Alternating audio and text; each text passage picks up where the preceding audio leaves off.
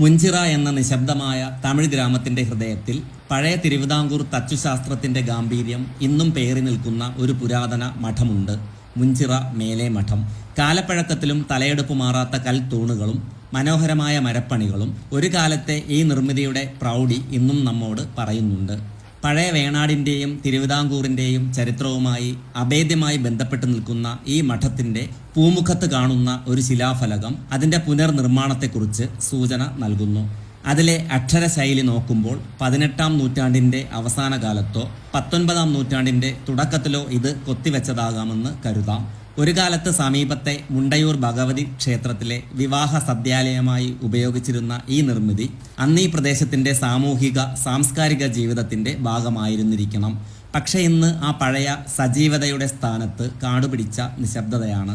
മഠത്തിൻ്റെ കിഴക്കേ പടിപ്പുരയിലെത്തുമ്പോഴാണ് മറ്റൊരു അപൂർവ കാഴ്ച ശ്രദ്ധയിൽപ്പെടുന്നത്. മേൽക്കൂരയെ താങ്ങി നിർത്തുന്ന തടിയിൽ കൊത്തിയിട്ടുള്ള മനോഹരമായ ഒരു യാളി രൂപം. സിംഹത്തിന്റെ ഉടലും ആനയുടെ തുമ്പിക്കയും ചേർന്ന യാളി രൂപം സ്വന്തം പിൻകാലുകൾ കൊണ്ട് ഒരു ചെറിയ ആനയെ ചവിട്ടിപ്പിടിച്ചിരിക്കുന്ന ഗജയാളി ഭാവത്തിലാണ് ഇവിടെ അവതരിപ്പിച്ചിരിക്കുന്നത്.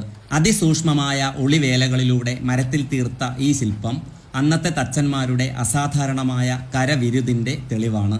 കാലം അതിൻ്റെ ചായങ്ങൾ മങ്ങിച്ചു കളഞ്ഞു, പല ഭാഗങ്ങളും ഇളകിപ്പോയി. എങ്കിലും ശില്പിയുടെ ഉളിവെട്ടുകളുടെ സൂക്ഷ്മത ഇന്നും വ്യക്തമാണ്. ഒരിക്കൽ മനുഷ്യരുടെ സാന്നിധ്യവും ആഘോഷങ്ങളും നിറഞ്ഞിരുന്ന ഈ ഇടം ഇന്ന് പതിയെ പ്രകൃതിയിലേക്ക് തന്നെ തിരിച്ചു പോകുകയാണ്.